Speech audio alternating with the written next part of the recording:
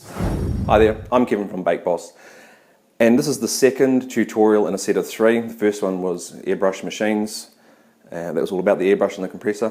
The second one's going to be about the colours that we use, and then the third one's going to be about the application and stencils. Okay, so the first part of our board I'm going to turn into some wood grain. I'm just going to take a boss blade, and I'm just going to mark the planks out. This is a fresh fondant board, so everything's still soft. This is the outside of a pirate ship. A basketball court made out of wood. So I've got my lines. I'm just going to take the back of a scalpel now and just add 3 or 4 plank joins.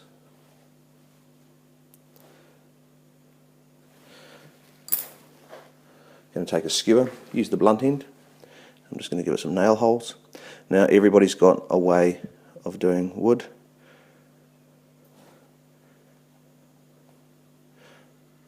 And would seem that there's no right or wrong way, there's just the way that works for you. So this is the way that works for me, and this is why I'm showing you. I'm going to take some yellow, just a pastry brush. I'm going to take a piece of paper and isolate our work. Take our boss blade. It's nice and heavy and it just keeps that paper weighed down for us. I'm just going to take some yellow.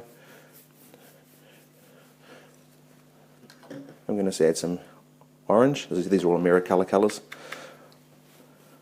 Bake Boss sells a huge range of colours from rainbow metallics, AmeriColor, you name it, they've got it. Fluorescent colours that glow under a black light. So I'm just going to spray my work with a bit of water now, and I'm going to wipe off the food colouring.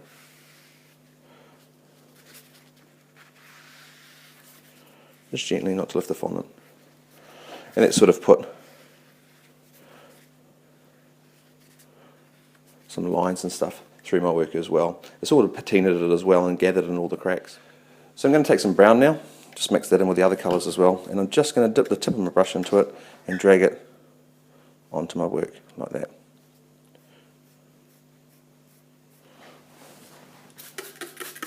A little bit of water. Just to build those 3 colours up. So we've got yellow as a base, orange to add a bit of dimension to it, and then we're going to throw. Now at the moment you can't see where the planks start and where they end, where the nail holes are or anything like that. So I'm just going to turn my airbrush on. I'm going to drop it down to around about 10 psi. I'm just going to frame it by airbrushing the edge and airbrushing the edge. And our boss blade's nice and heavy, it's going to hold that paper down and mask the rest of our work. And again, along this edge here as well. I'm going to travel 2 hands together, elbows in, and just rock up that line. And again.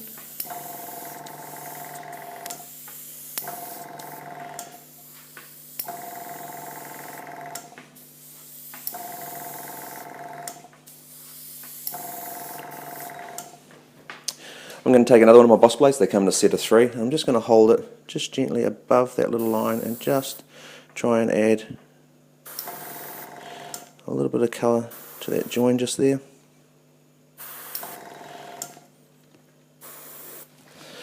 And now I'm just going to strategically go in and try and hit those nail holes. So just make sure that we're all.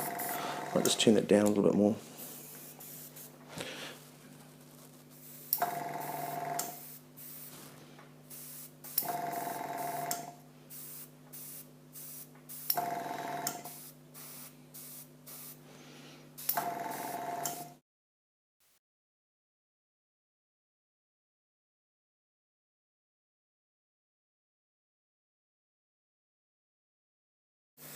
It's quick, it's easy, and that's it there, finished. As you can see, the boss blade kept us any overspray going onto our work, and that's finished. Put that blue in there. I'm just going to spray on my hand, and the first colour that's going to come out is probably a brownie blue. Now I'm happy with that, that's starting to come out the colour I want. And I'm going to start away off my work. If I start on my work, I'm going to get a line of blue through my work. So whenever possible, I start off my work, going to just turn that down. It's sitting on 20 psi. I'm going to drop it down to about 15 psi.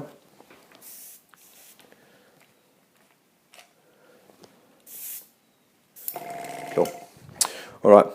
I'm starting off my work. I can see it coming out, and I'm just going to gently bring it on, and I can see it drifting onto my work. I'm hitting the edge of my work here, and now all I'm going to do is go backwards and forwards and build up the colour, and I'm also going to drop my airbrush down. So where I was here before, I'm now going to go like this and let that colour drift across my work.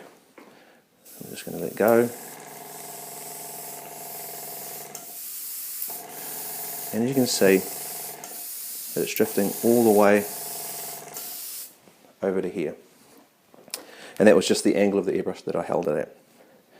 Now, if I was to go in with a purple and try and get it to start here and go that way, I'd end up with a definite line of purple. So what I need to do is I need to turn my work around, and I need to hit the purple from this angle so that the two colours go like this. And that's how you get a transition from one colour to another. You can't go blue, purple, black, otherwise you'll end up with the purple line and the black line. We don't want that. So I'm just going to take my boss blade away. I'm going to turn my work around.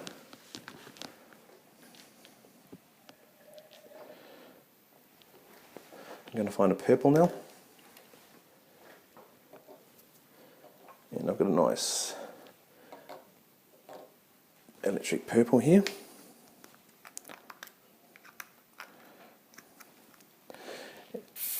Now there's still a little bit of blue left in the airbrush. I'm not worried about that because we're going from purple to blue, so it's going to be that same sort of colour. And now I'm going to start off my work. I'm just going to start hitting along that angle. Once I'm comfortable, just gently, not putting a lot on, initiating the air about 8 centimetres away, and now I'm just going to let that drift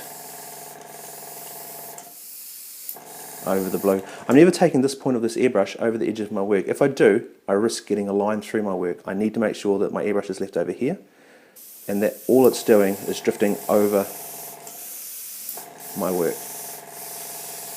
Bring the two together. You can build that colour up.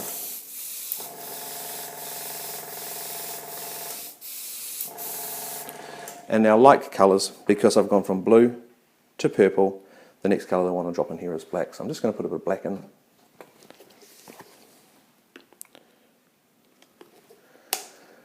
not going to put a lot on.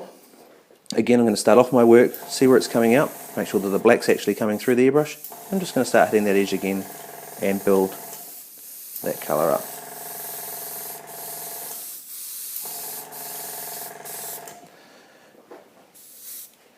And that is how we do what we call a fade. 3 colours, a night sky, blue, purple to black,